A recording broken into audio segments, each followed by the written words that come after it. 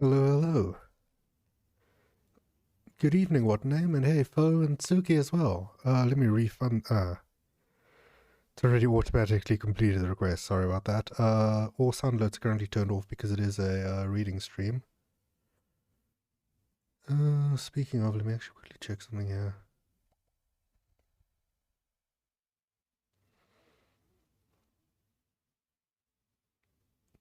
Wait, where the fuck's my browser source here?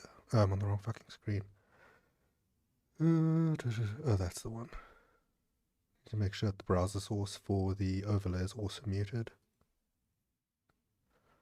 Boom.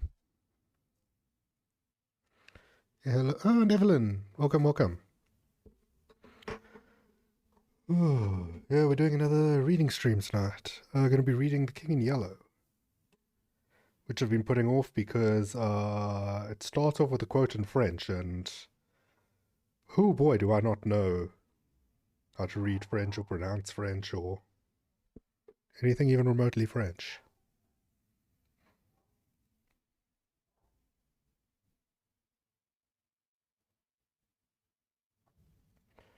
Yeah, before we start, let me just catch my breath and ask how everybody's doing. Mm-hmm. Also, my chair's been really squeaky lately. That is worrying.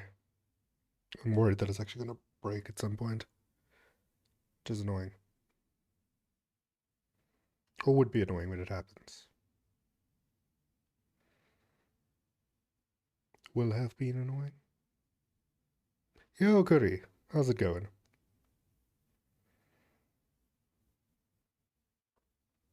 Oh, you being sick? Thank you, Tsugi. And thanks for dropping by. Have a good evening, night, sleep. It's pretty late for you, isn't it? Keep up that king shit. Thank you, thank you.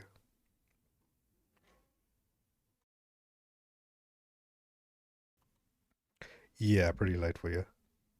I recommend getting some sleep. But thanks for dropping by. Okay, where is the title page? Because I can't actually remember who wrote this.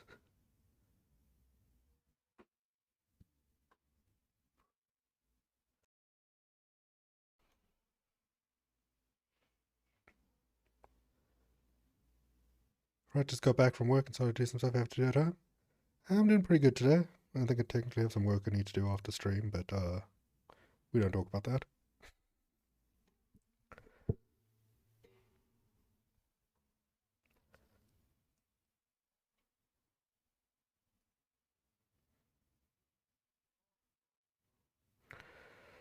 Okay, we should probably get started.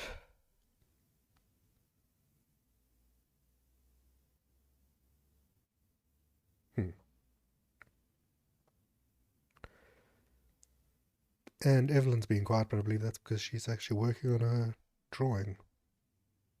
So I'll give her a pass this time.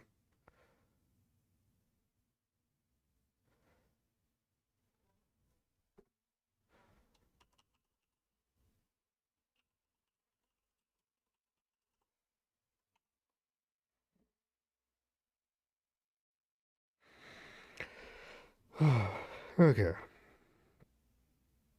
I'm gonna get into my completely what's what I'm looking for, like non-ergonomic reading position here.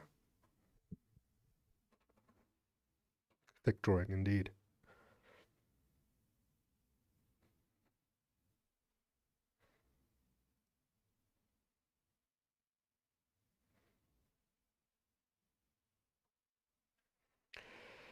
Okay.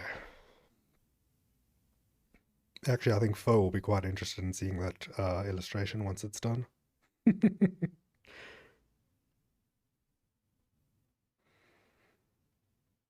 But yes, let me stop putting this off. Been putting off doing this reading for a week, and I'm like putting it off slightly more. Well, starting this reading, I don't think I'm going to be able to get through the entire thing in one sitting because it is long. There's quite a few short stories bundled together under the title The King in Yellow.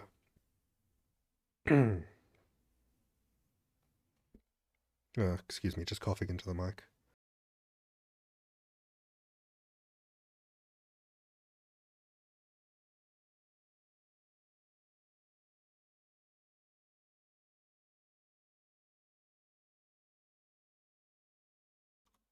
Oh, there we go. I'm back. Sorry about that. There we go.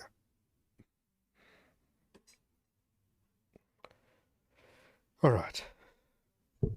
This mic feels entirely way too sensitive. I might actually just have to turn the gain. How is the audio, by the way? Turning the gain down a little bit because I think it's picking up a lot. Ooh, okay, there we go. Wait, let me just. Things I should probably do before starting stream.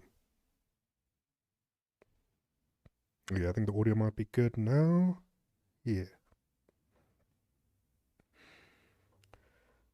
Well, you know what would actually help? Just listening back to my own stream.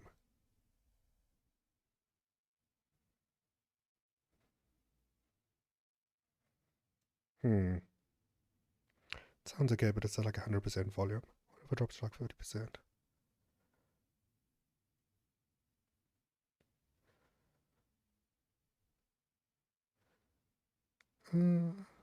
Yeah, that sounds okay. I think it should be audible. Okay. Sound alerts do not work at the moment, Erebus, because I've got everything but my mic muted because it's a reading stream. It would kind of ruin the story. But welcome. We were just about to start reading. Like what, 10 minutes into the stream? 10 minutes into a reading stream and we're just about to start reading. Mind you, 5 minutes of that was my starting screen, but anyway.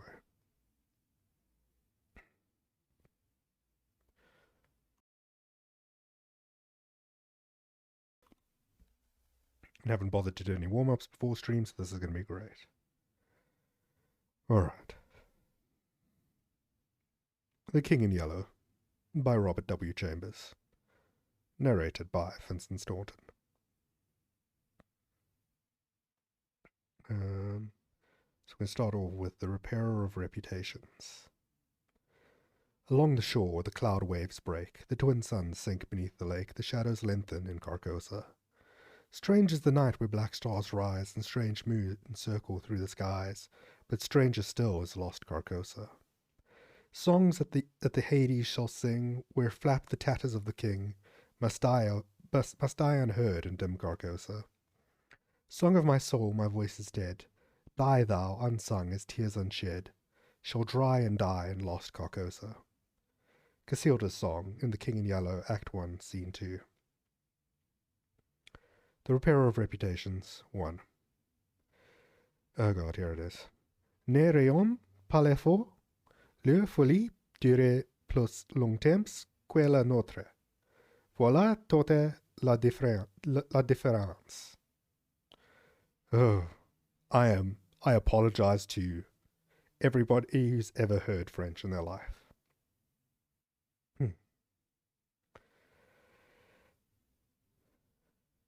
Toward the end of the year 1920, the government of the United States had practically completed the program, adopted during the last month of President Winthrop's administration. The country was apparently tranquil. Everybody knows how the tariff and labor questions were settled. The war with Germany, incident on that country's seizure of the Samoan Islands, had left no visible scars upon the Republic, and the temporary occupation of Norfolk by the invading army had been forgotten in the joy over repeated naval victories and the subsequent ridiculous plight of the General von Gartenlaub's forces in the state of New Jersey. The Cuban and Hawaiian investments had paid 100%, and the territory of Samoa was well worth its cost as a coaling station. The country was in a superb state of defense. Every coast city had been well supplied with land fortifications, the army under the parental eye of the General Staff, organized according to the Prussian system, had been increased to 300,000 men with a territorial reserve of 1 million, and 6 magnificent squadrons of cruisers and battleships patrolled the 6 stations of the I am rushing and tripping over my words. I'm so sorry.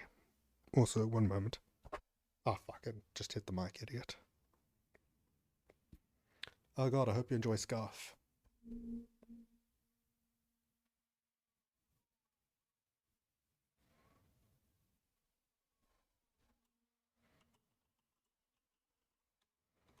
Sorry about this.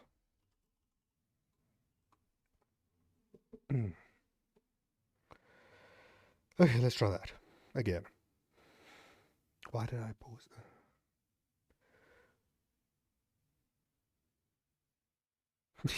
Thank you, Curry. I shall try to remember to breathe. The country was in a superb state of defense. Every coast city had been well supplied with land fortifications. The army, under the parental eye of the General Staff, organized according to the Prussian system, had been increased to 300,000 men with a territorial reserve of 1 million, and six magnificent squadrons of cruisers and battleships patrolled the 6 stations of the navigable seas, leaving a steam reserve amply fitted to control home waters. The gentlemen from the West had at least been constrained to acknowledge that a college for the training of diplomats was as necessary as law schools for the training of barristers. Consequently, we were no longer represented abroad by incompetent patriots. The nation was prosperous. Chicago, for a moment paralyzed after a second great fire, had risen from its ruins, white and imperial, and more beautiful than the white city which had been built for its plaything in 1893. Everywhere good architecture was replacing bad, and even in New York, a sudden craving for decency had swept away the great portion of the existing horrors. Streets had been widened, properly paved and lighted, trees had been planted, squares laid out, elevated structures demolished, and underground roads built to replace them. The new government buildings and barracks were fine bits of architecture, and the long system of stone quays which completely surrounded the island had been turned into parks, which proved a godsend to the population. The subsidizing of the State Theatre and the State Opera brought its own reward. The United States National Academy of Design was much like European institutions of the same kind. Nobody envied the Secretary of Fine Arts, either his cabinet position or his portfolio. The Secretary of Forestry and Game Preservation had a much easier time, thanks to the new system of national mounted police. We had profited well by the latest treaties with France and England. The exclusion of foreign-born Jews as a measure of national self-preservation. The settlement of this was written in, the early 1900s, was it not? Wow, okay. The views of the author are not of the views of the reader, thank you. The exclusion of foreign-born Jews as a measure of national self-preservation. The settlement of the new independent Negro state of Suanay. The checking of immigration, the new laws concerning naturalization, and the gradual centralization of power in the executive all contributed to national calm and prosperity. When the government solved the Indian problem and squadrons of Indian cavalry scouts in native costume were substituted for the pitiable... Some things do not age well.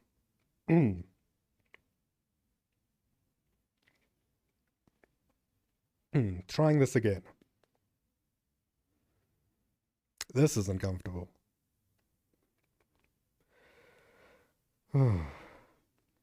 This is why I will not be reading The Rats in the Walls by H.P. Lovecraft, because, wow, that cat's name.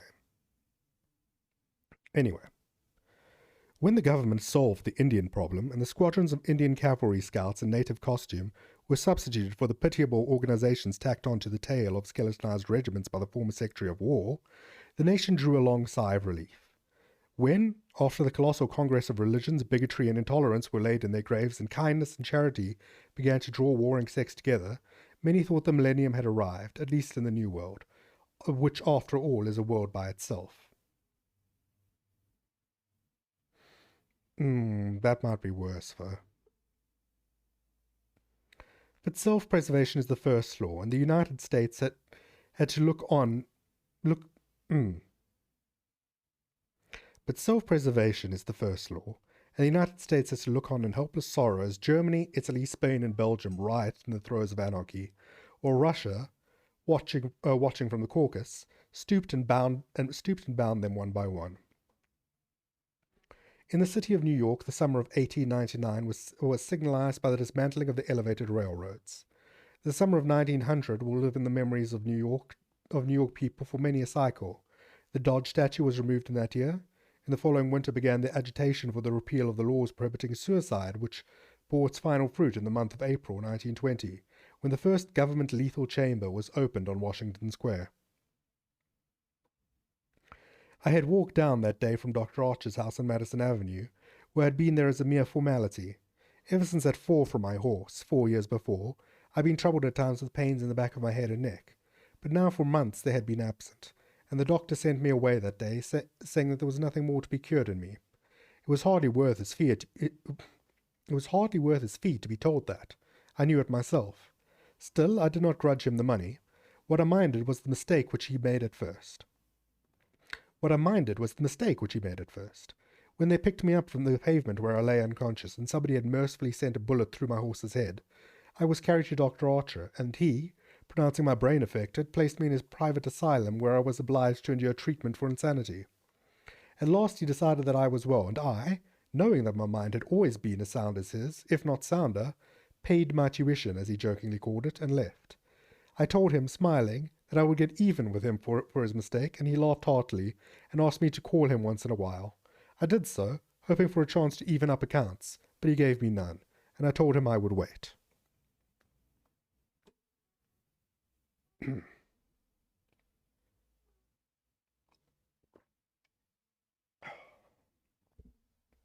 The fall from my horse had fortunately left no evil results. On the contrary, it had changed my whole character for the better. From a lazy young man about town, I became active, energetic, temperate, and above all else, ambitious. There was only one thing which troubled me. I laughed at my own uneasiness, and yet it troubled me. During my convalescence, I had bought and read for the first time The King in Yellow. I remember after finishing the first act that it occurred to me that I had better stop.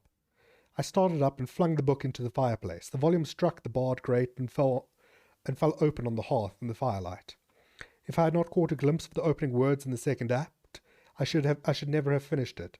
But as I stooped to pick it up, my eyes became riveted to the open page, and with a cry of terror, or perhaps it was of joy so poignant that I suffered in every nerve, I snatched the thing out of the coals and crept shaking to my bedroom, where I read it and reread it and wept and laughed and trembled with a horror which at times assails me yet. This is the thing that troubles me, for I cannot forget Carcosa, where black stars hang in the heavens, where the shadows of men's thought lengthen in the afternoon, when the twin suns sink into the lakes of Harley, and my mind will bear forever the memory of the pallid mask.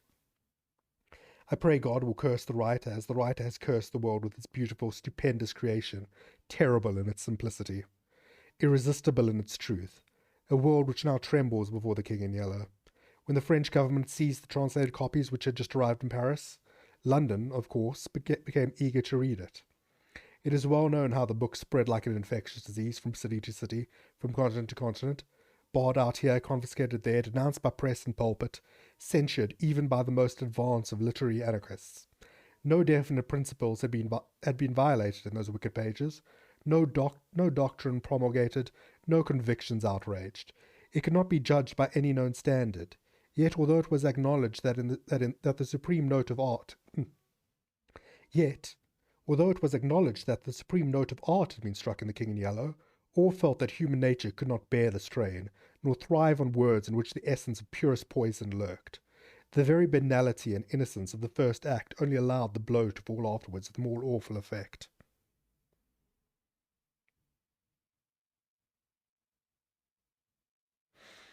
Oof. So let me adjust my chair.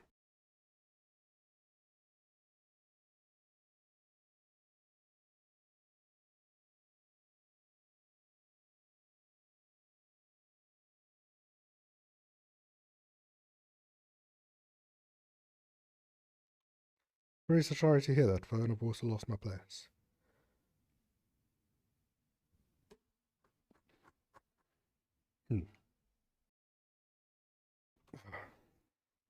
Sorry, I'm stopping and starting a lot today. I hope I will eventually get better at doing reading streams.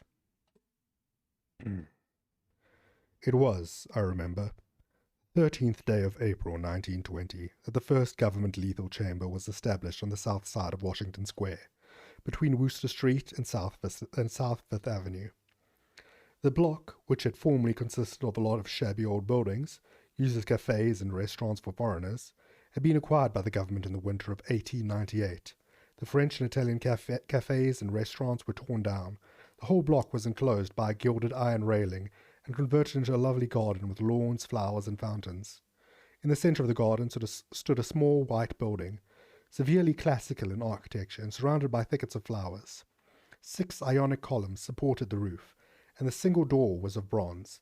A splendid marble group of the Fates stood before the door, the work of a young American sculptor, Boris Evan, who had died in Paris when only 23 years old. The inauguration ceremonies were in progress as I crossed University Place and entered the square. I threaded my way through the silent throng of spectators, but was stopped at 4th Street by a cordon of police. A regiment of United States Lancers were drawn up in a hollow square around the lethal chamber. On a raised tribune facing Washington Park stood the governor of New York, and behind him were grouped the mayor of New York and Brooklyn, Inspector General of Police, the commandant of the state troops, and Colonel Livingston, military aide to the President of the United States. General Blount, commanding at General Blount, commanding at Governor's Island, Major General Hamilton, commanding the garrison of New York and Brooklyn, Admiral Buffby of the fleet Admiral Buffby of the fleet in the News River, Surgeon General Lansford, the staff of the National Free Hospital, Senators Weiss and Franklin of New York, and the Commissioner of Public Works. The tribune was surrounded by a squadron of hussars of the National Guard. The governor was finishing his reply to the short speech of the Surgeon General. I heard him say, "The laws prohibiting suicide and providing punishment for any attempt at self-destruction have been repealed. The government has seen fit to acknowledge the right of man to end an existence which may have become intolerable to him through physical suffering or mental despair. It is believed that the community will be benefited by the removal of such people from their midst. Since the passage of this law, the number of suicides in the United States has not increased. Now that the government is determined to establish a lethal chamber in every city, town, and village in the country, it remains to be seen whether or not that class of human creatures from whose desponding ranks new victims of self-destruction fall daily will accept the relief thus provided." He paused and turned to the white lethal chamber. The silence in the street was absolute. There a painless death awaits him who can no longer bear the sorrows of this life. If death is welcome, let him seek it there. Then quickly, turning to the military aide of the President's household, he said, "I declare the lethal chamber open." And again, facing the vast crowd, he cried in a clear voice, "Citizens of New York and of the United States of America, through me the government declares the lethal chamber to be open." The solemn hush was broken by a sharp cry of command. The squadron of hussars filed after the governor's carriage. The lancers wheeled and formed along Fifth Avenue to wait for the commandant of the garrison, and the mounted police followed them. I left the crowd to gape and stare at the white marble death chamber, and crossing South Fifth Avenue, walked along the western side of that thoroughfare to the Bleecker Street. Then I turned to the right and stopped before a dingy shop which bore the sign, Hawberk Armourer. I glanced in at the doorway and saw Herb Hawberk busy in his little shop at the end of the hall. He looked up and, catching sight of me, cried in his deep, hearty voice, "Come in, Mr. Castaigne." Constance, his daughter, rose to meet me as I crossed the threshold, and held out her pretty hand, but I saw the blush of disappointment on her cheeks, and knew that it was another Castaigne she had expected, my cousin Louis. I smiled at her confusion and complimented her on the banner which she was embroidering from a coloured plate. Old Hawberk sat riveting the worn greaves of some ancient suit of armour, and the ting, ting, ting of his little hammer sounded pleasantly in the quaint shop. Presently he dropped his hammer, and fussed about for a moment with a tiny wrench. The soft clash of the mail sent a thrill of pleasure through me. I loved to hear the music of steel brushing against steel, the mellow shock of the mallet and thigh pieces, and the jingle of chain armor. That was the only reason I went to see Hawberk. He had never interested me personally, nor did Constance, except for the fact of her being in love with Louis. This did occupy my attention, and sometimes even kept me awake at night, but I knew in my heart that all would come right, and that I should arrange their future as I expected to arrange that of my kind doctor, John Archer. However, I should never have troubled myself about visiting them just then, had it not been, as I say, that the music of the tinkling hammer had done for me this strong fascination. I would sit for hours, listening and listening, and when a stray sunbeam struck the inlaid steel, the sensation it gave me was almost too keen to endure. My eyes would become fixed, dilating with a pleasure that stretched every nerve almost to breaking, until some movement of the old armourer cut off the ray of sunlight. Then, still thrilling secretly, I leaned back and listened again to the sound of the polishing rag, swish, swish, rubbing rust from the rivets. Okay, take care, Erebus.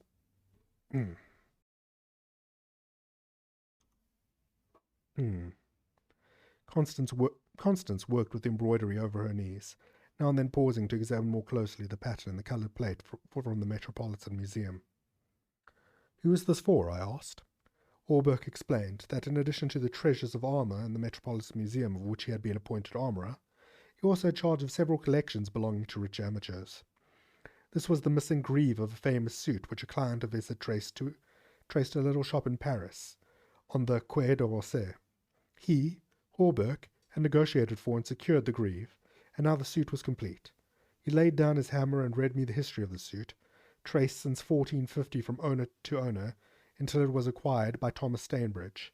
When his superb collection was sold, this client of Hawberk's bought the suit, and since then the search for the missing greave had been pushed until it was, almost by accident, located in Paris. "Did you continue to search so persistently without any certainty of the greave still being in existence?" I demanded. "Of course," he replied coolly. Then, for the first time, I took a personal interest in Hawberk. "It was worth something to you," I ventured. "No," he replied, laughing. "My pleasure in finding it was my reward."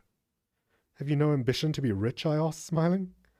"My one ambition is to be the best armourer in the world," he answered gravely. Constance asked me if I had seen the ceremonies at the Lethal Chamber. She herself had noticed cavalry passing up Broadway that morning, and had wished to see the inauguration, but her father wanted the banner finished, and she had stayed at his request. "Did you see your cousin, Mr. Castaigne, there?" she asked, with the slightest tremor of her soft eyelashes. "No," I replied carelessly. "Louis's regiment is manoeuvring out in Westchester County." I rose and picked up my hat and cane.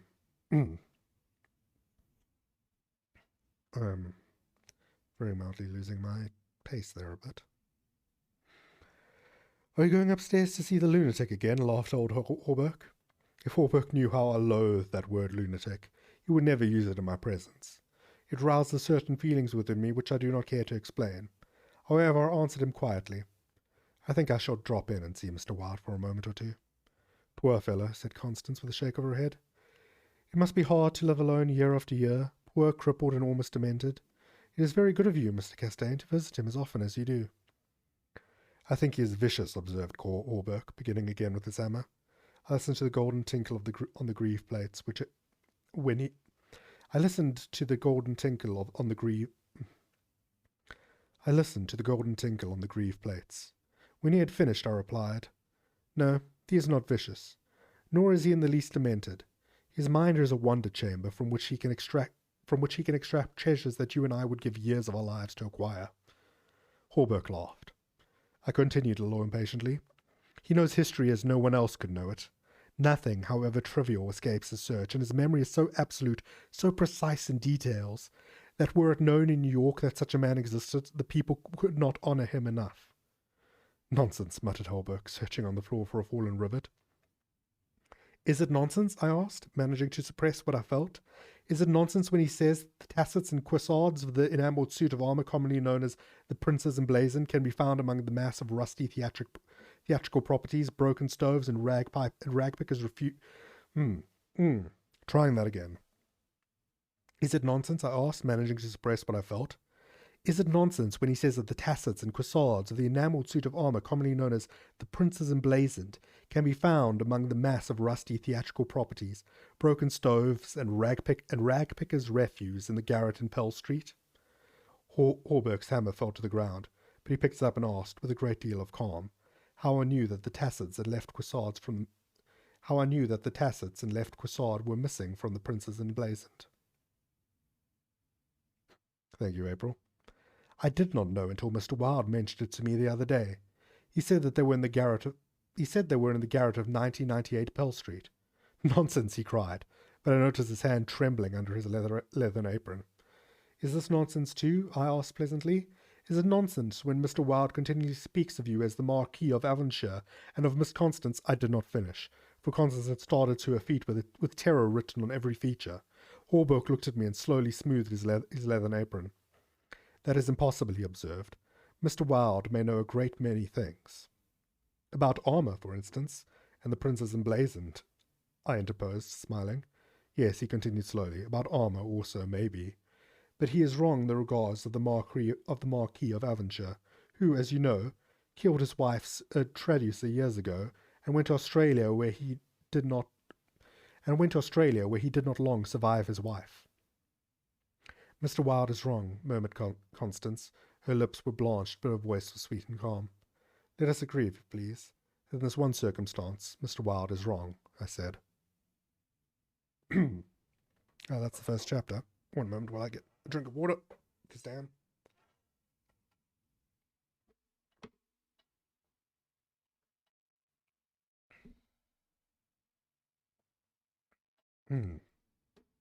Oh, I should have muted.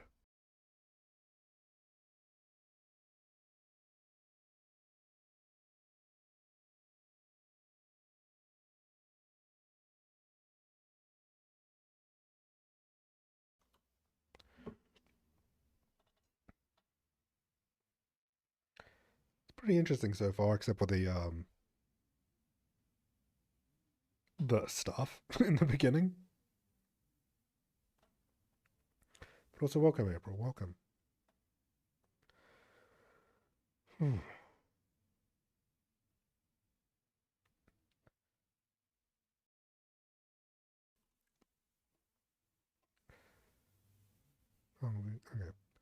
Chapter 2. I climbed the 3 dilapidated flights of stairs, which I had so often climbed before, and knocked at a small door at the end of the corridor. Mr. Wilde opened the door and I walked in.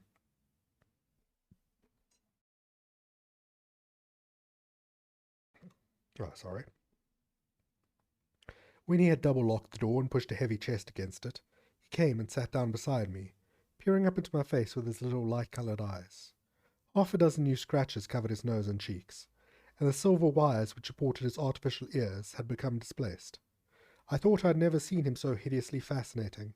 He had no ears. The artificial ones, which now stood out at an angle from the fine wire, were his one weakness. They were made of wax and painted a shell pink, but the rest of his face was yellow. He might better have revelled in the luxury of some artificial fingers for his left hand, which was absolutely fingerless, but it seemed to cause him no inconvenience, and he was satisfied with his wax ears.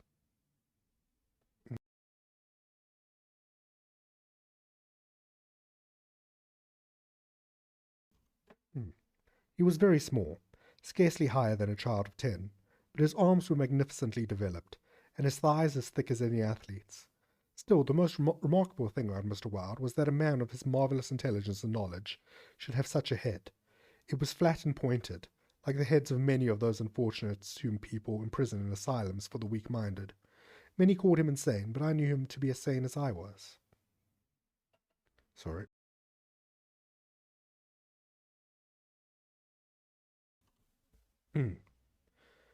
I do not deny that he was eccentric. The mania he had for keeping that cat and teasing her until she flew at his face like a demon was certainly eccentric. I never could understand why he kept the creature, nor what pleasure he found in shutting himself up in his room with the surly, vicious beast. Isn't that just what it's like having a cat, eh? I remember once glancing up from the manuscript I was studying by the light of some tallow dips, and seeing Mr. Wilde squatting motionless on his high chair, his eyes fairly blazing with excitement, while the cat, which had risen from her place before the stove, came creeping across the floor right at him. Before I could move, she flattened her belly to the ground, crouched, trembled, and sprang into his face. Howling and foaming, they rolled over and over on the floor, scratching and clawing, until the cat screamed and fled under the cabinet, and Mr. Wilde turned over on his back, his limbs contracting, curling up like the legs of a dying spider. He was eccentric. Mr. Wilde had climbed into his high chair, and after studying my face, picked up a dog's-eared ledger and opened it. Henry B. Matthews, he read, bookkeeper with Weissart and Company, dealers in church ornaments, called April 3rd, reputation damaged on the racetrack, known as a welcher, reputation to be repaired by August 1st, retainer $5. He turned the page and ran his fingerless knuckles down the closely written columns. P. Green, Dusenberry, Minister of the Gospel, Fairbeach, New Jersey. Reputation damaged in the Bowery. To be repaired as soon as possible. Retainer, $100. He coughed and added, called April 6th. Then you are not in need of any money, Mr. Wilde, I inquired. Listen, he coughed again. Mr. C. Hamilton, Chester, of Chester Park, New York City. Called April 7th. Reputation damaged by Deep, France. To be repaired by October 1st. Retainer $500. Note. C. Hamilton Chester, Captain USS Avalanche, ordered home from South Sea Squadron October 1st. Well, I said, the profession of the repairer of reputations is lucrative. His colourless eyes sought mine. I only wanted to demonstrate that I was correct. You said it was impossible to succeed as a repairer of reputations, that even if I did succeed in certain cases, it would cost me more than what I would gain by it. Today I have 500 men in my employ, who are poorly paid, but who pursue the work with an enthusiasm which possibly may be born of fear. These men enter every shade and grade of society. Some even are pillars of the most exclusive social temples. Others are the prop and pride of the financial world. Still others hold undisputed sway among the fancy and the talent. I choose them at my leisure from those who reply to my advertisements. It is easy enough. They are all cowards. I could treble the number in 20 days if I wished. So you see, those who have in their keeping the reputations of their fellow citizens, I have in my pay. They may turn on you, I suggested. He rubbed his thumb over his cropped ears and adjusted the wax substitutes. I think not, he murmured thoughtfully. I seldom have to apply the whip, and then only once. Besides, they like their wages. How do you apply the whip? I demanded. His face for a moment was awful to look upon. His eyes dwindled to a pair of green sparks. I invite them to come and have a little chat with me, he said in a soft voice. A knock at the door interrupted him, and his face resumed its amiable expression. Who is it? He inquired. Mr. Steylette, was the answer. Come tomorrow, replied Mr. Wilde. Impossible, began the other, but was silenced by a soft bark from Mr. Wilde. Come tomorrow, he repeated. We heard somebody move away from the door and turn the corner by the stairway. Who is that? I asked. Arnold Steylette, owner and editor-in-chief of the great New York Daily. He drummed on the ledger with his fingerless hand, adding, I pay him very badly, but he thinks it is a good bargain. Arnold Steylette, I repeated amazed. Yes, said Mr. Wilde with a self-satisfied cough. The cat, which had entered the room as he spoke, hesitated, looked up at him and snarled. He climbed down from the chair, and squatting on the floor, took the creature into his arms and caressed her. The cat ceased snarling and presently began a loud purring, which seemed to increase in timbre as he stroked her. Where are the notes? I asked. He pointed to the table, and for the 100th time I picked up a bundle of manuscripts entitled The Imperial Dynasty of America. One by one I studied the well-worn pages, worn only by my own handling, and although I knew all by heart from the beginning. When from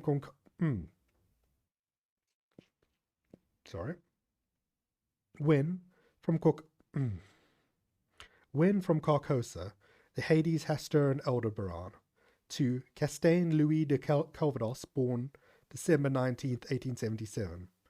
I read it with an eager, rapt attention, pausing to repeat parts of it aloud, and dwelling especially on Hildred de Calvados, only son of Hildred Castaigne and Edith Landès Castaigne, first in succession, etc., etc. When I finished, Mr. Wilde nodded and coughed.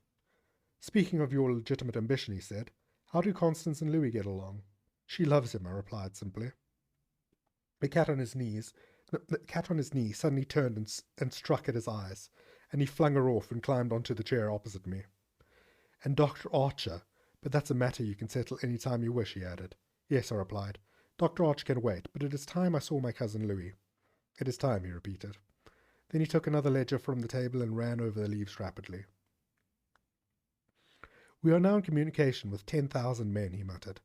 We can count on 100,000 within the first 28 hours, and in 48 hours the state will rise en masse.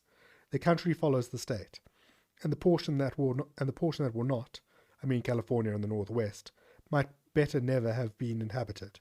I shall not send them the yellow sign. The blood rushed to my head, but I only answered, A new broom sweeps clean. The ambition of Caesar and of Napoleon pales before that which could not rest until it is... The ambition of Caesar and Napoleon pales before that which could not rest until it had seized the minds of men and controlled even their unborn thoughts, said Mr. Wilde. You are speaking of the king in yellow, I groaned with a shudder. He is a king whom emperors have served. I am content to serve him, I replied. Mr. Wilde sat rubbing his ears with his crippled hand. Perhaps Constance does not love him, he suggested. I started to reply, but a sudden burst of military music from the street below drowned my voice. The 20th Dragoon Regiment, formerly in garrison at Mount St. Vincent, was returning from manoeuvres in Westchester County to its new barracks on East Washington Square. It was my cousin's regiment. They were a fine lot of fellows in their pale blue, tight-fitting jackets, jaunty busbies, and white riding breeches with the double yellow stripe into which their limbs seemed moulded. Every other squadron was armed with lances, from the metal points of which fluttered yellow and white pennons. The band passed, playing the regimental march. Then came the colonel and staff, the horses crowding and trampling, while their heads bobbed in unison, and the pennons fluttered from their lance points. The troopers who rode with the beautiful English sheet looked brown as berries from their bloodless campaign among the farms of Westchester. And the music of the sabres against the stirrups and the jingle of spurs and carbines was delightful to me. I saw Louis riding with his squadron. He was as handsome an officer as I've ever seen. Mr. Wilde, who had mounted a chair by the window, saw him too, but said nothing. Louis turned and looked straight at Hawberk's shop as he passed. I could see the flush on his brown cheeks. I think Constance must have been at the window. When the last troopers had clattered by, and the last pennons vanished into South Fifth Avenue, Mr. Wilde clambered out of his chair and dragged the chest away from the door. Oh, hi, Tattered Bear. Yeah, it's the King in Yellow.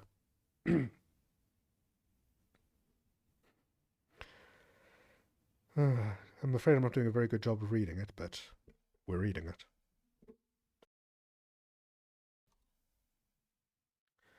Yes, he said, it is time you saw your cousin Louis.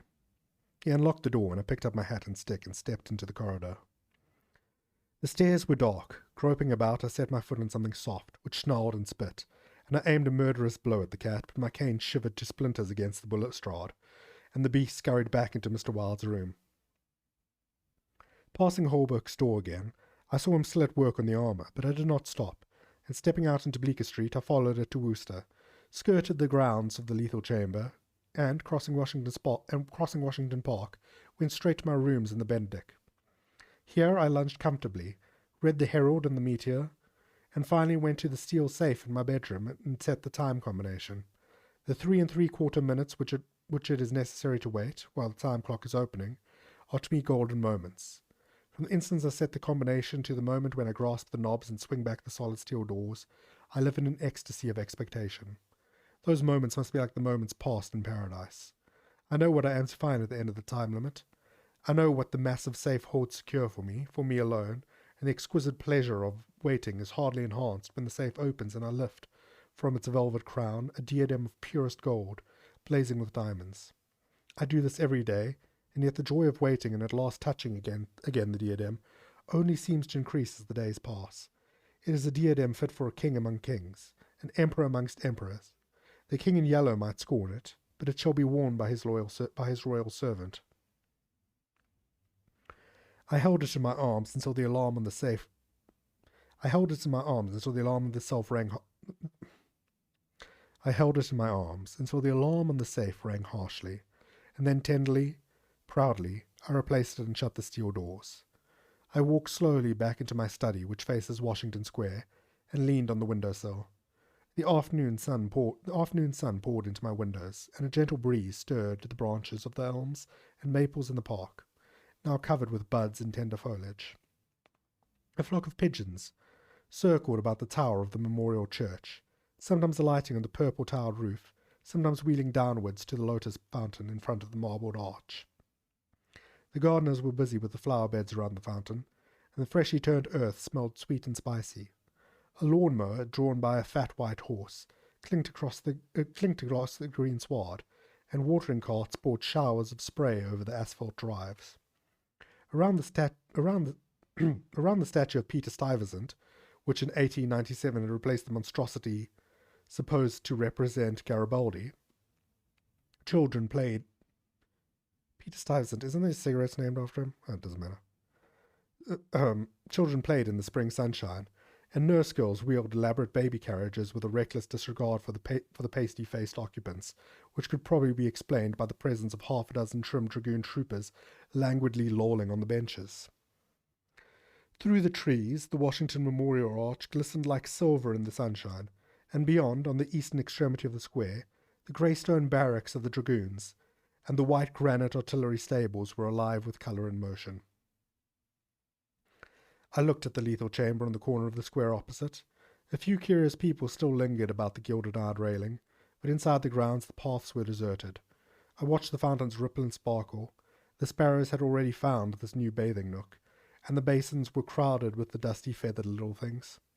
2 or 3 white peacocks picked their way across the lawns, and a drab-coloured pigeon sat so motionally on the arm of one of the fates that it seemed to be a part of the sculptured stone. As I was turning carelessly away, a slight commotion in the group of curious loiterers around the gates attracted my attention. A young man had entered and was advancing with nervous strides along the gravel path which leads to the bronze doors of the lethal chamber. He paused a moment before the fates, and as he raised his head to those 3 mysterious faces, the pigeon rose from its sculptured perch, circled about for a moment, and wheeled to the east. The young man pressed his hands to his face, and then with an indefinable gesture sprang up the marbled steps. The bronze doors closed behind him, and half an hour later the loiterers slouched away, and the frightened pigeon returned to his perch in the arms of the fate. I put on my hat and went out into the park for a little walk before dinner. As I crossed the central driveway, a group of officers passed. "Oh, hello, Blair. Good to see you." I put on my hat and went out into the park for a little walk before dinner. As I crossed the central driveway, a group of officers passed, and one of them called out, "Hello, Hildred," and came back to shake hands with me. It was my cousin Louis, who stood smiling and tapping his spurred heels with his riding whip. "Just back from Westchester," he said. "Been doing the bucolic, milk and curds, you know, the dairy maids in sunbonnets, who say, 'Hey-oh,' and 'I don't think,' when you tell them that they are pretty. I'm nearly dead for a square meal at Delmonico's. What's the news?" "There is none," I replied pleasantly. "I saw your regiment coming in this morning." "Did you? I didn't see you. Where were... Did you? I didn't see you. Where were you?" "In Mr. Wilde's window." "Oh, hell," he began impatiently. "That man is stark mad. I don't understand why you..." He saw how annoyed I felt by the outburst, and begged my pardon. "Really, old chap," he said, "I don't mean to run down a man you like, but for the life of me I can't see what the deuce you find in common with Mr. Wilde. He's not well bred, to put it generously. He's hideously deformed. His head is the head of a criminally insane person. You know yourself he's been in an asylum." "So have I interrupted calmly. Louis looked startled and confused for a moment, but recovered and slapped me heartily on the shoulder. "You were completely cured," he began, and I stopped him again. "I suppose you mean that I was simply acknowledged never to have been insane." "Of course that's what I meant," he laughed. I disliked his laugh because I knew it was forced, and I nodded gaily and asked him where he was going. Louis looked after his brother officers, who had now almost reached Broadway.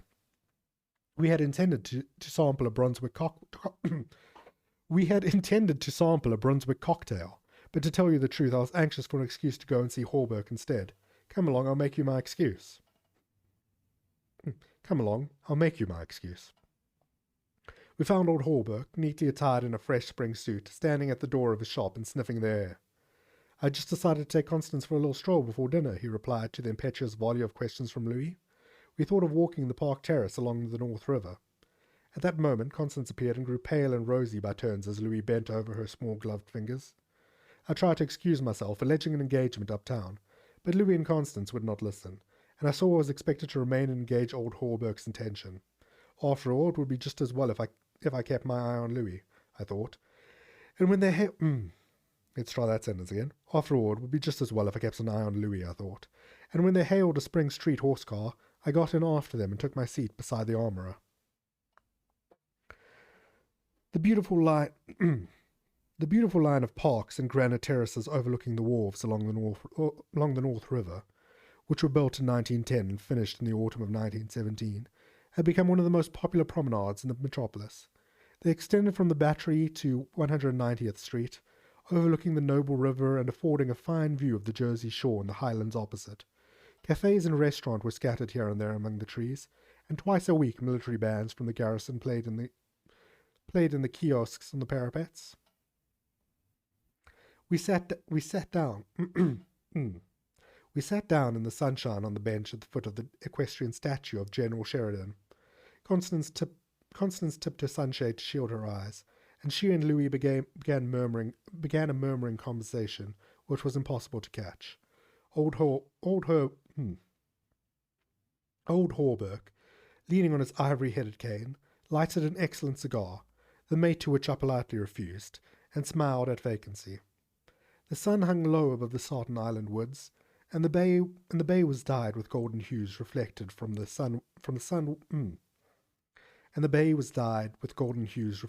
sun-warmed sails of the shipping in the harbour.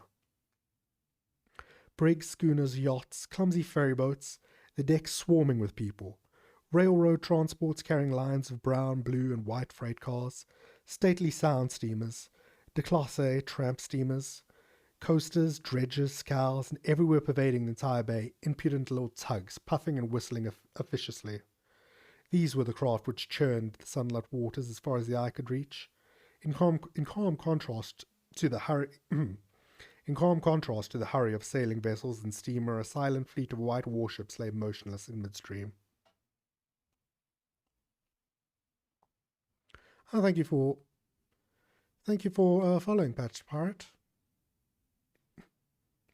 And yes, indeed. Constance's merry laugh aroused me from my reverie. "What are you staring at?" she inquired. "Nothing. The fleet," I smiled. Then Louis told us what the vessels were, pointing out each by its relative position to the old red fort on Governor's Island. "That little cigar-shaped thing is a torpedo boat," he explained. "There are 4 more lying close together. They are the Tarpon, the Falcon, the Sea Fox, and the Octopus. The gunboats just above are the Princeton, the Champlain, the Stillwater, and the Erie. Next to them lie the cruisers Farragut and Los Angeles, and above them are the battleships California and Dakota, and the Washington, which is the flagship. Those 2 squatty-looking chunks of metal which are anchored there off Castle William are the double-turreted monitors Terrible and Magnificent. Behind them lies the ram Osceola."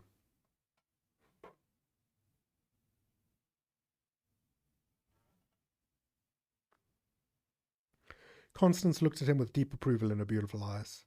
"What loads of things you know for a soldier," she said, and we all joined in the laugh which followed. Presently, Louis rose with a nod to us and offered his arm to... Presently, Louis rose... Try that one more time.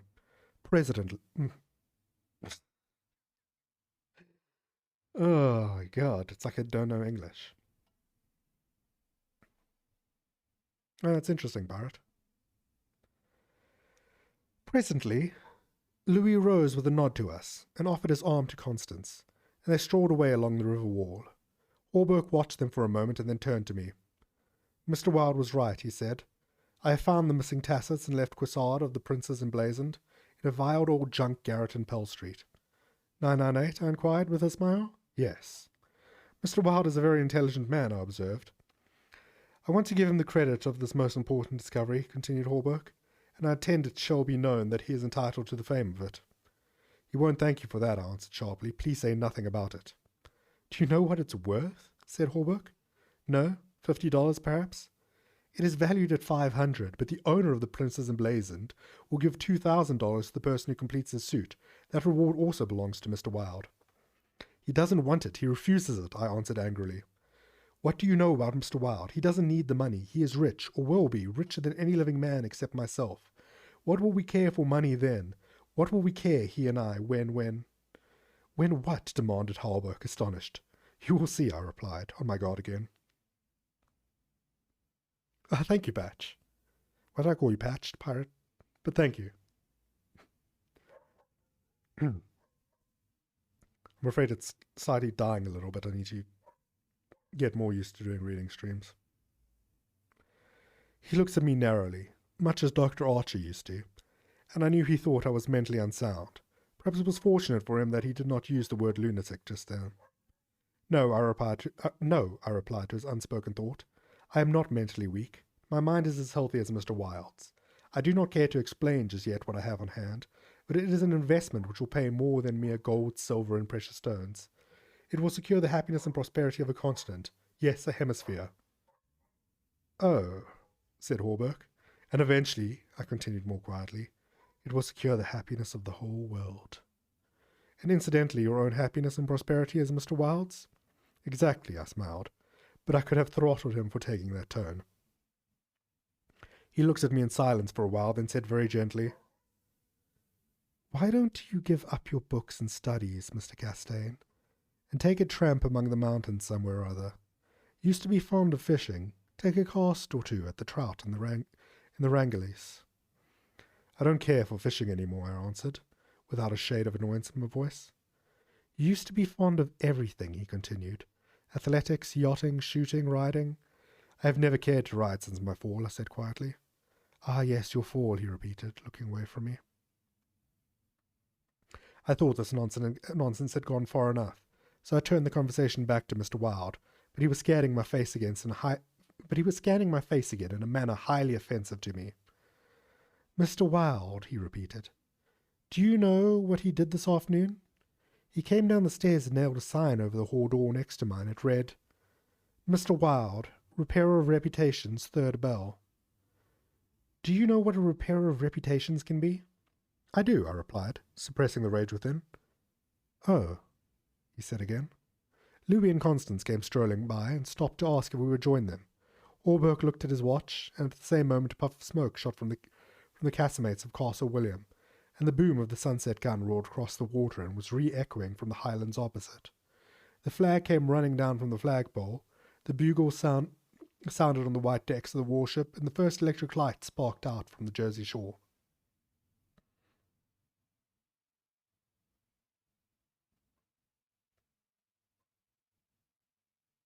Patch is your preferred name, will become PI when you have him on. Okay, nice. Okay, so you're gonna... Okay, nice.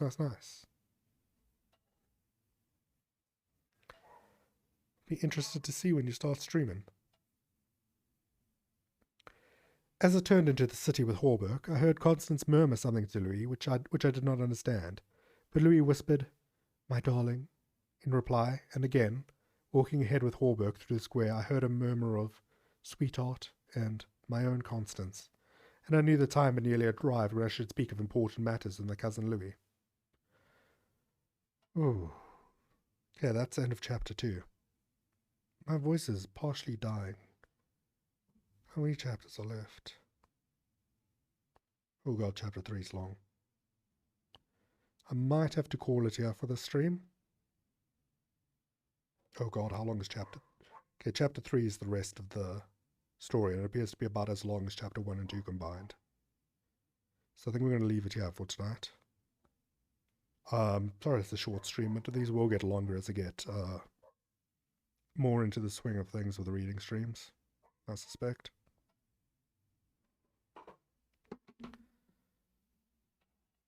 Yeah, you can make my day, Cody. Go ahead, punk. Make my day.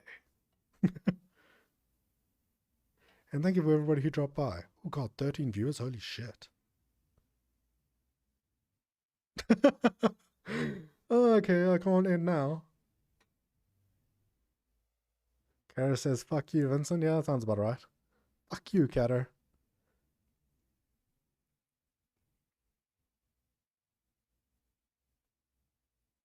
Okay. Okay, I guess we're reading chapter 3 then. I just hope my poor voice can survive it. So one moment while... Oh, so thank you. Let me actually shout Kara out.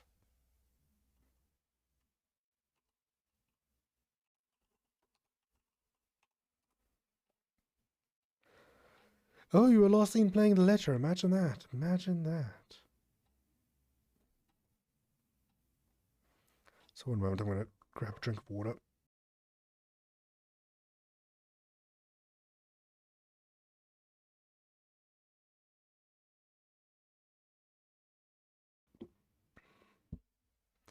Why would I flinch?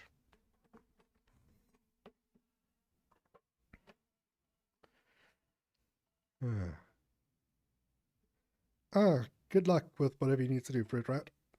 Thanks for dropping by with the raid.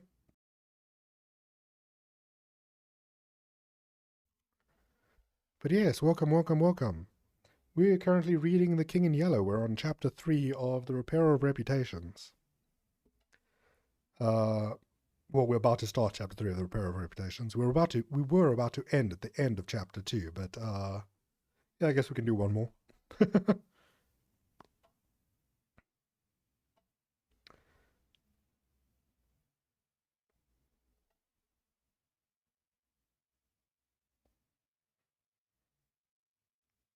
But yes, welcome, welcome, welcome all. And what has Cody sent me?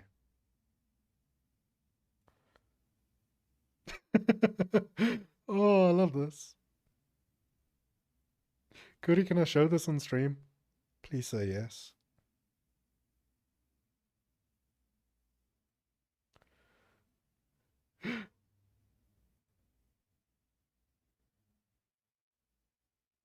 Just don't put it on stream yet. Okay.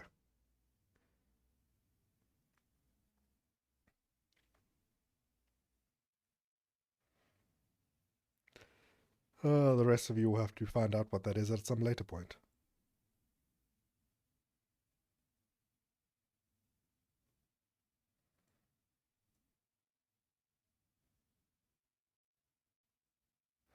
Okay. Oh, okay. If it's for the 25th, yeah, just I'll leave it hidden for now.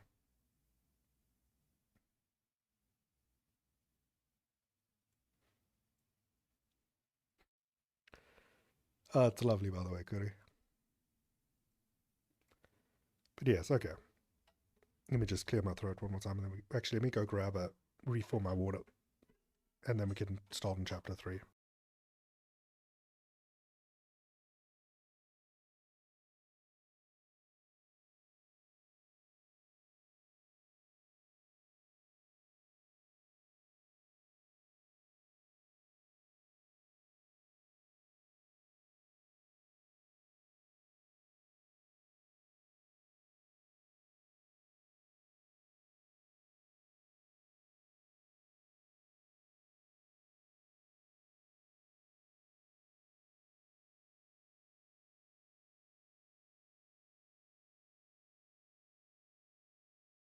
Okay, I'm back.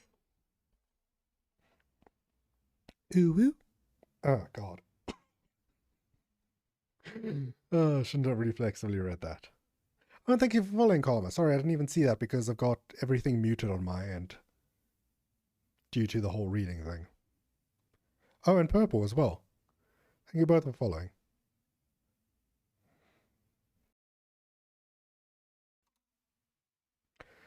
Okay. Chapter 3.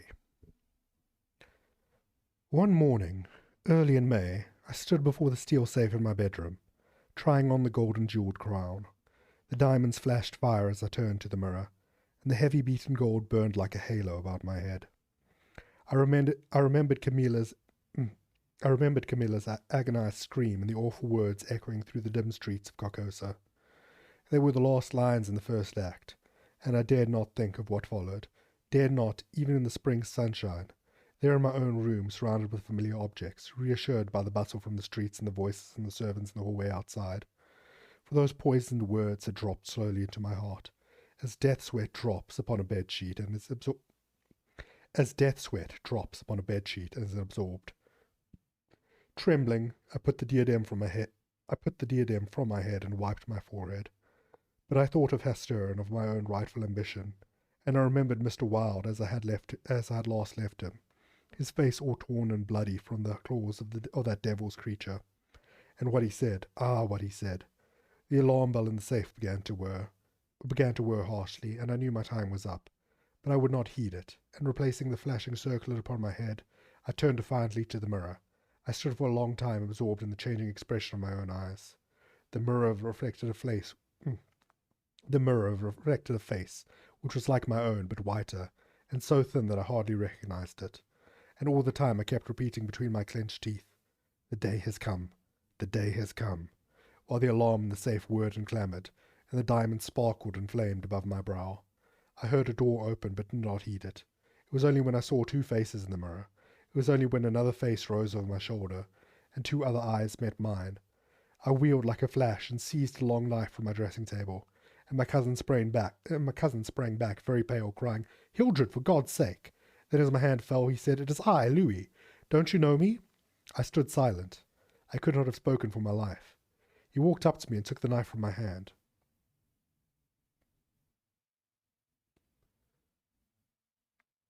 Just pretend I've been following for ages.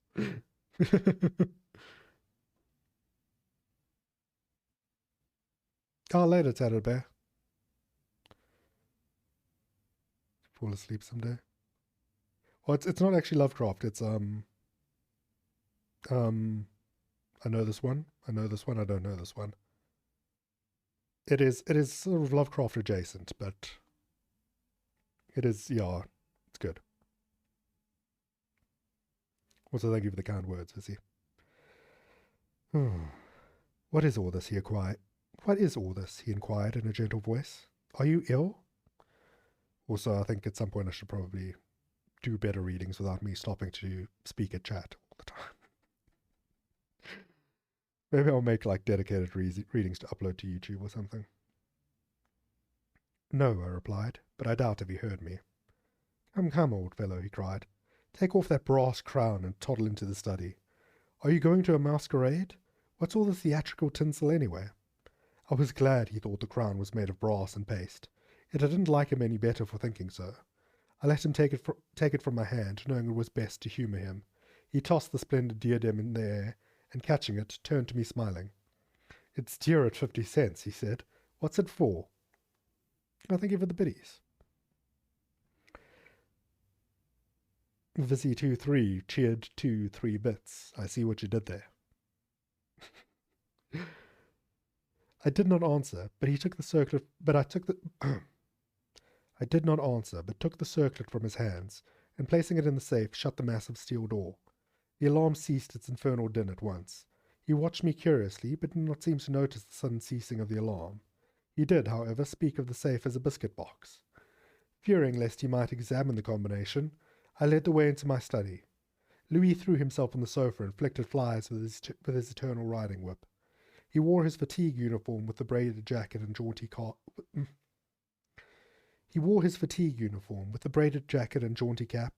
and I noticed that his riding boots were all splashed with red mud. Where have you been? I inquired. Jumping mud creeks in Jersey, he said. I haven't had time to change yet. I was rather in a hurry to see you. Haven't you got a glass of something? I'm dead tired. Been in the saddle 24 hours. I gave him some brandy from my medicinal store, which he drank with a grimace. Damned bad stuff, he observed. I'll give you an address where they sell brandy that is brandy. It is good enough for my needs, I said indifferently. I use it to rub my chest with. He stared and flicked at another fly. See here, old fellow, he began. I've got something to suggest to you. It's 4 years now that you shut yourself up here like an owl, never going anywhere, never taking any healthy exercise, never doing a damn thing but poring over those books up there on the mantelpiece. He glanced along the row of he glanced along the row of shelves. Napoleon, Napoleon, Napoleon, he read. For heaven's sake, have you nothing but Napoleons there? I wish they were bound in gold, I said. But wait, yes, there is another book. The King in Yellow. I looked him steadily in the eye. Have you never read it? I asked. I? No, thank God. I don't want to be driven crazy.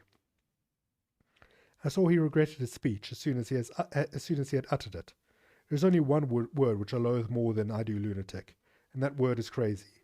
But I controlled myself and asked him why he thought The King in Yellow dangerous. Oh, I don't know, he said hastily. I only remember the excitement it created and the denunciations from pulpit and press.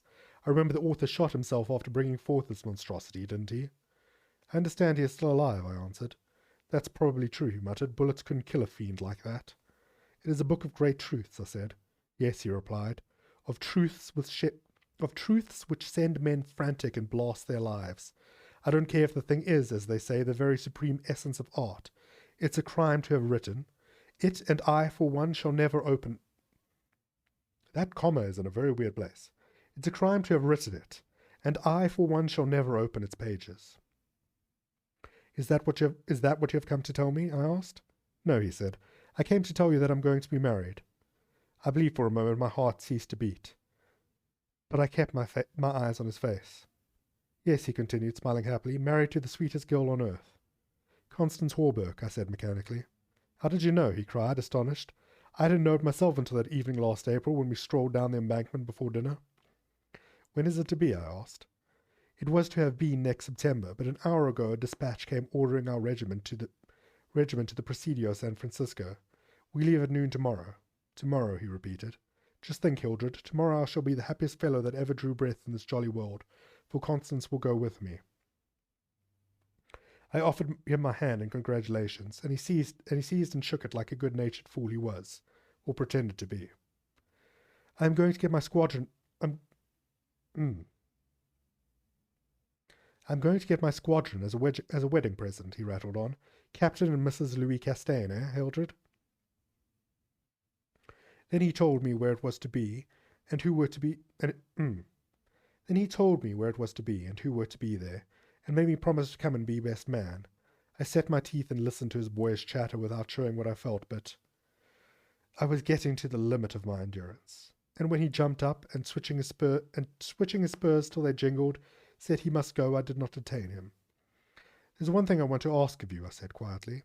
Out with it. It's promised. He laughed.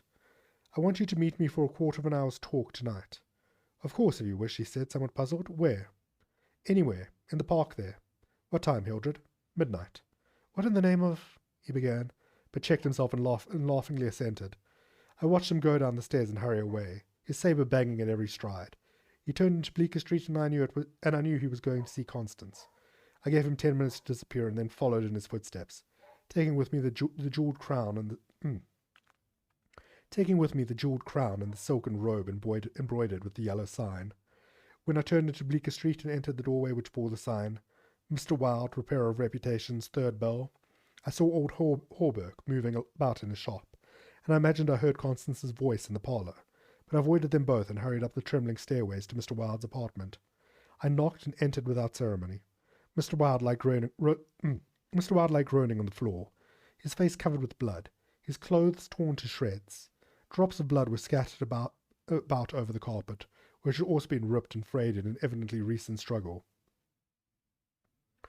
It's that cursed cat, he said, ceasing his groans and turning his colourless eyes to me. She attacked me while I was asleep. I believe she will kill me yet.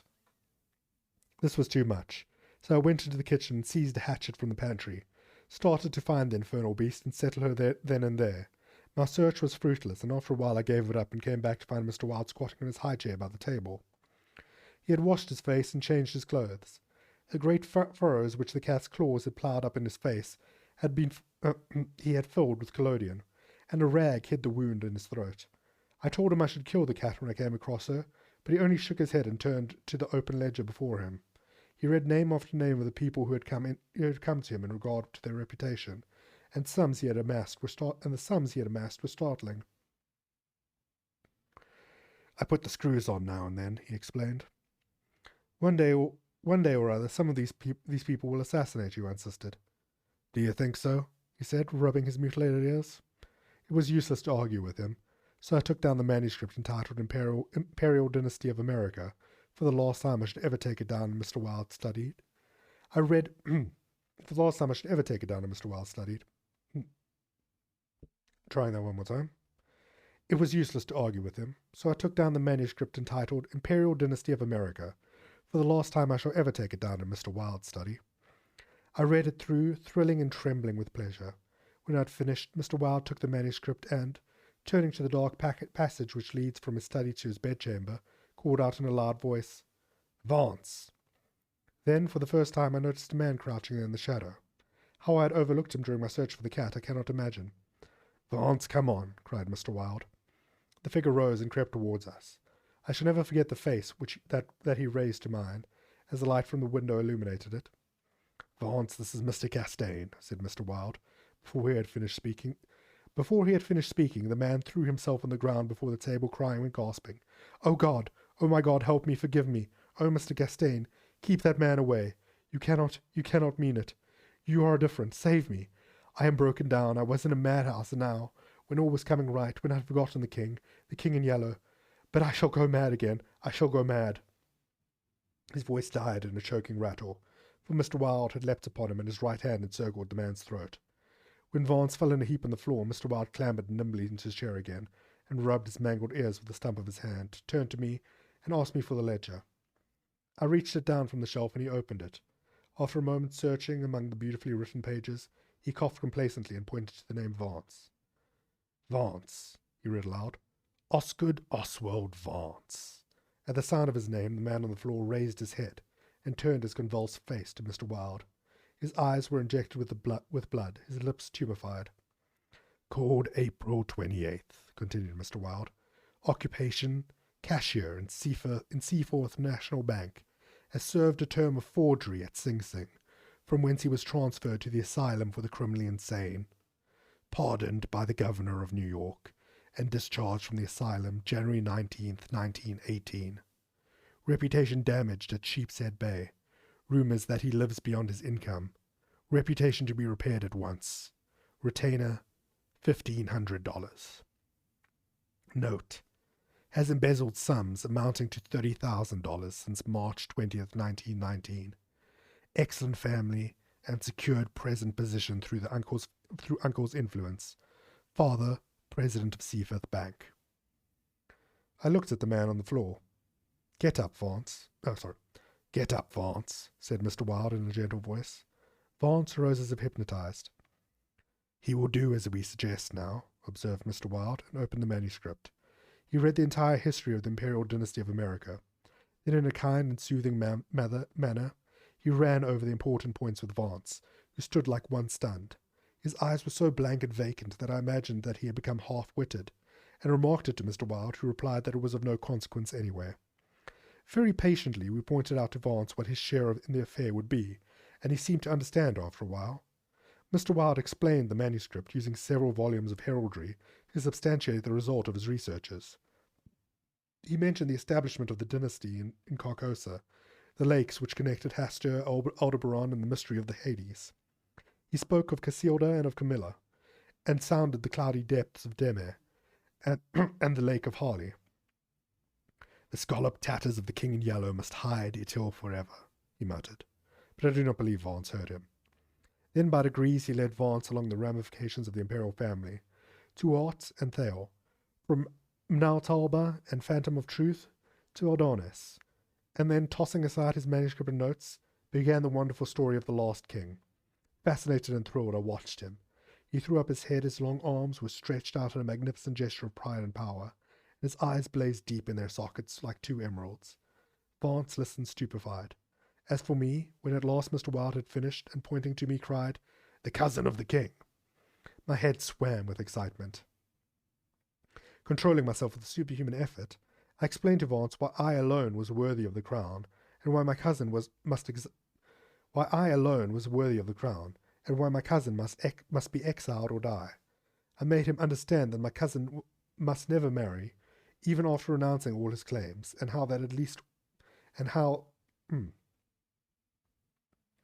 I made him understand my cousin must never marry, even after renouncing all his claims, and how that at least he should marry the daughter of the Marquis of Avon, and how that least of all he should marry the Marquis. We're doing this one more time. Controlling myself with a superhuman effort, I explained to Vance why I alone was worthy of the crown, and why my cousin must be exiled or die. I made him understand that my cousin must never marry, even after renouncing all his claims, and how that least of all he should marry the daughter of the Marquis of Avonshire and bring England into the question. I showed him a list of thousands of names which Mr. Wilde had drawn up. Every man whose name was there had received the yellow sign which no living human being dared disregard.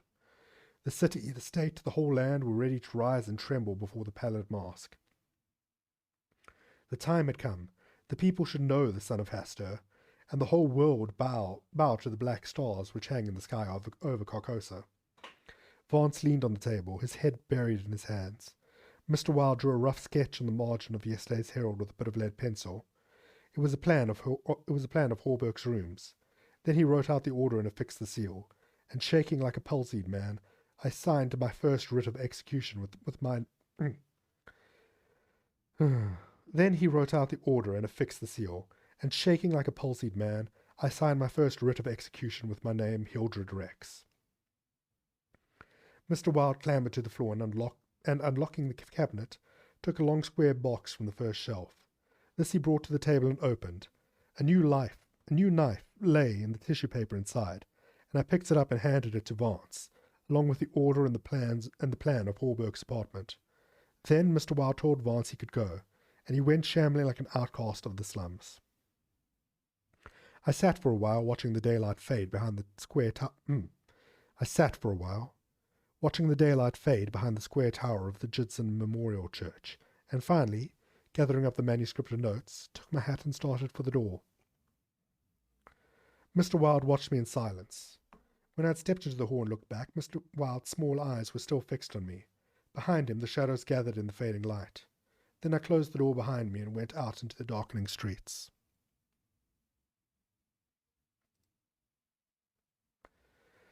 I had eaten nothing since breakfast, but I was not hungry. A wretched half-starved creature who stood looking across the street at the lethal chamber noticed me and came up to tell me a tale of misery. I gave him money. I don't know why, and he went away without thanking me.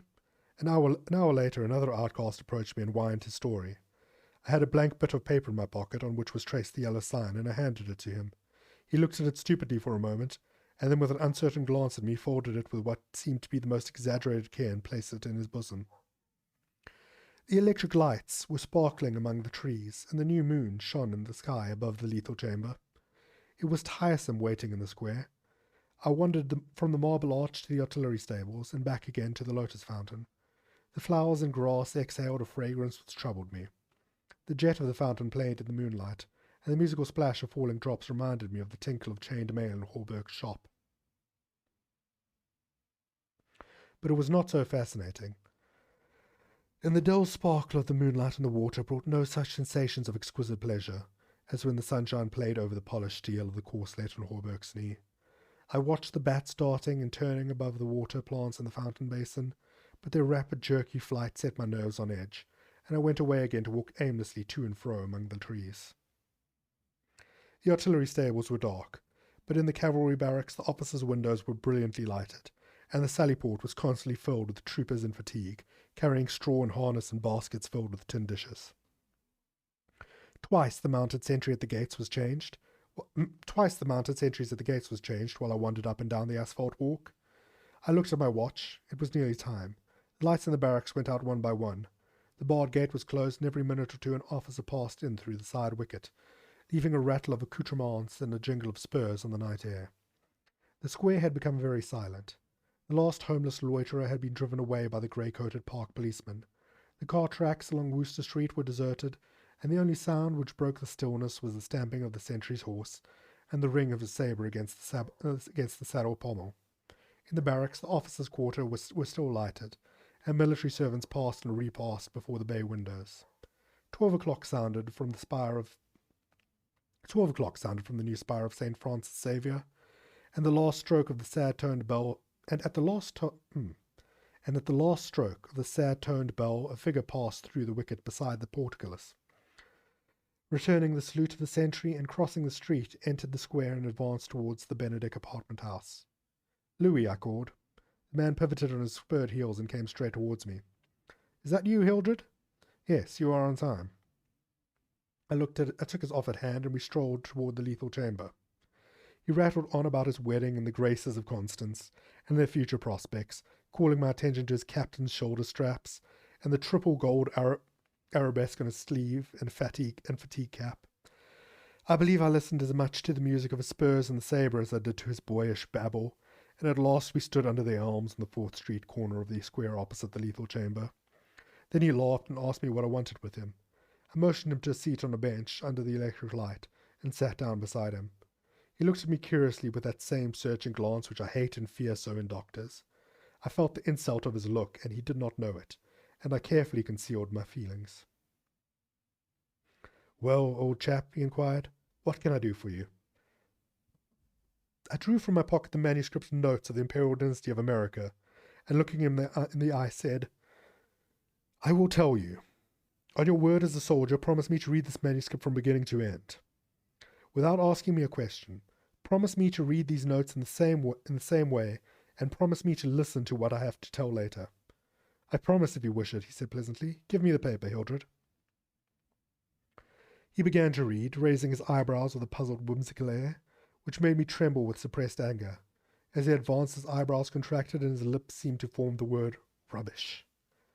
Then he looked slightly bored, but apparently for my sake read with an attempt at interest, which presently ceased to be an effort.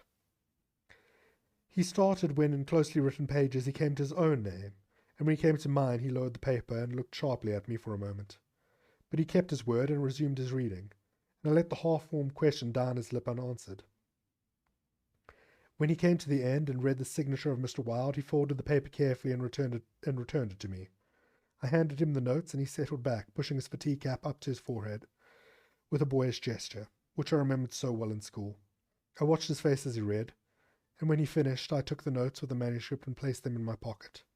Then I unfolded a scroll marked with a yellow sign. He saw the sign, but did not seem to recognize it, and I called his attention to it somewhat sharply. "Well," he said, "I see it. What is it?" "It is the yellow sign," I said angrily. "Oh, that's it, is it?" said Louis in a flattering voice which Dr. Archer used to employ me "Oh, that's it, is it?" said Louis in that flattering voice which Dr. Archer used to employ with me, and would probably have employed again had I not settled his affair for him. I kept my rage down and answered as steadily as possible. "Listen, you have engaged your word." "I am listening, old chap," he replied soothingly. I began to speak very calmly. "Dr. Archer, having by some means become possessed of the secret of the imperial succession, attempted Dr. Archer, having by some means become possessed of the secret of imperial succession, attempted to deprive me of my right, alleging that because of a fall from my horse 4 years ago I had become mentally deficient. He presumed to place me under restraint in his own house in hopes of either driving me insane or poisoning me. I have not forgotten it. I visited him last night, and the interview was final." Louis turned pale again, but he did not move. I resumed triumphantly. "There are yet 3 people to be interviewed in the interests of Dr. Wilde and There are yet 3 people to be interviewed in the interests of Mr. Wilde and myself.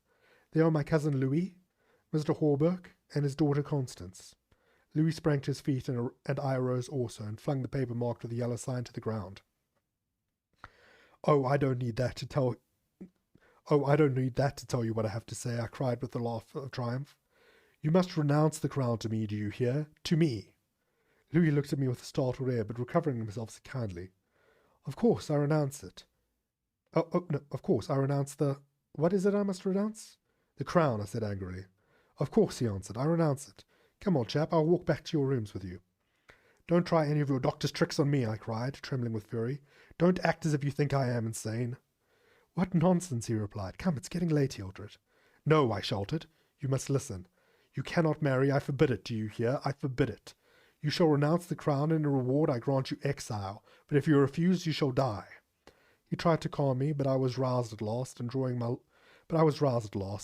long knife barred his way. Then I told him how they would find Dr. Archer in the cellar with his throat open, and I laughed in his face when he thought of Vance and his knife, and the order signed by me. "Ah, you are the king," I cried, but I shall be king. "Who are you to keep me from empire over all the habitable earth? I was born the cousin of a king, but I shall be king." Louis stood white and rigid before me. Suddenly a man came running up 4th Street, entered the gate of the Lethal Temple, traversed the path to the bronze doors at full speed, and plunged into the death chamber with a cry of one demented. And I laughed until I wept tears, for I had recognized Vance, and knew that Hawberk and his daughter were no longer in my way. "Go," I cried to Louis. "You have ceased to be a menace. You will never marry Constance now, and if you marry anyone else in your exile, I will visit you as I did my doctor last night. Mr. Wilde has taken charge of you Mr. Wilde takes charge of you tomorrow." Then I turned and darted into South Fifth Avenue, and with a cry of terror, Louis dropped his belt and sabre and followed me like the wind.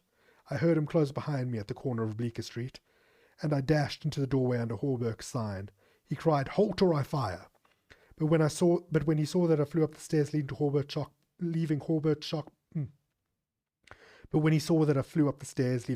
shop, below, he left me, and I heard him hammering and shouting at their door as though it was possible to arouse the dead. Mr. Wilde's door was open, and I entered crying, "It is done, it is done. Let the nations rise and look upon their king." But I could not find Mr. Wilde, so I went to the cabinet and took the splendid diadem from its case. Then I drew on the white silk robe. Then I drew on the white silk robe embroidered with the yellow sign, and placed the crown upon my head. At last I was king by my right in Hastur, king because I knew the mystery of the Hades, and my mind had sounded the depths of the Lake of Harley. I was king. The first grey pencilings of dawn would raise a tempest which would shake 2 hemispheres. Then as I stood, my every nerve pitched to the highest tension, faint with joy and splendour of my thought, without in the dark passage a man groaned. I seized the tallow dip and sprang to the door. The cat passed me like a demon, and the tallow dip went out. But my long knife flew swifter than she, and I heard her screech, and I knew that my knife had found her. For a moment I listened to her trembling and thumping about in the darkness. Then, when her frenzy ceased, I lighted a lamp and raised it over my head. Mr. Wilde lay on the floor with his throat torn open. At first I thought he was dead, but as I looked, a green sparkle came into his sunken eyes, his mutilated hand trembling, and then a spasm stretched his mouth from ear to ear. For a moment my terror and despair gave place to hope, but as I bent over him, his eyeballs rolled clean around in his head, and he died. Then, while I stood transfixed with rage and despair, seeing my crown, my empire, every hope and every ambition, my very life, lying prostrate there with my dead master, they came, seized me from behind and bound me until my veins stood out like cords, and my voice failed with the paroxysms of my frenzied screams. But I still raged, bleeding and infuriated among them, and more than one policeman felt my sharp teeth. Then, when I could no longer move, they came nearer. I saw old Hawberk, and behind him my cousin Louis's ghastly face, and farther away in the corner a woman, Constance, weeping softly. "Ah, I see it now," I shrieked. "You have seized the throne in the empire. Woe, woe to you! Woe to you who are crowned with the crown of the King in Yellow." Editor's note: Mr. Castaigne died yesterday in an asylum for the criminally insane. And that was the first of The King in Yellow, The Repairer of Reputations. Thank you for everybody who dropped by. My voice is dying.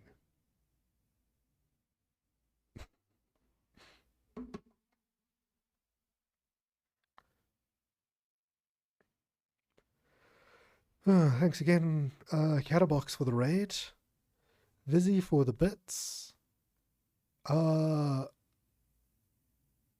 Patch, Purple, Karma, and Scorched for the follows. I didn't even see you following, Scorched11, sorry about that.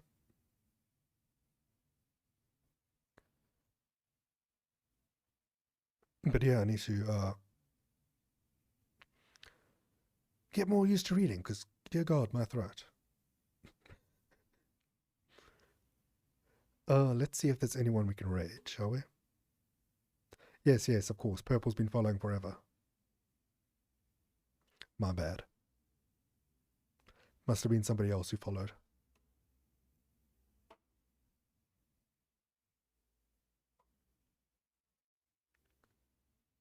Let us see. Okay, Genshin, probably not. Spirikiri's playing Minecraft, I don't. Oh, and it's a birthday stream. We'll raid Spirikiri. She's great.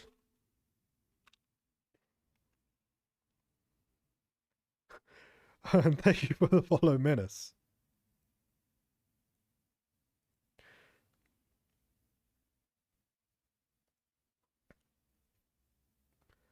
But yes.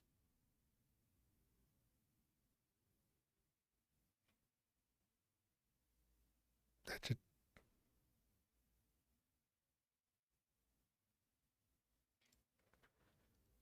Okay, yeah. We're going to be raiding Spirikiri. So... what is that? Let me just copy her username here.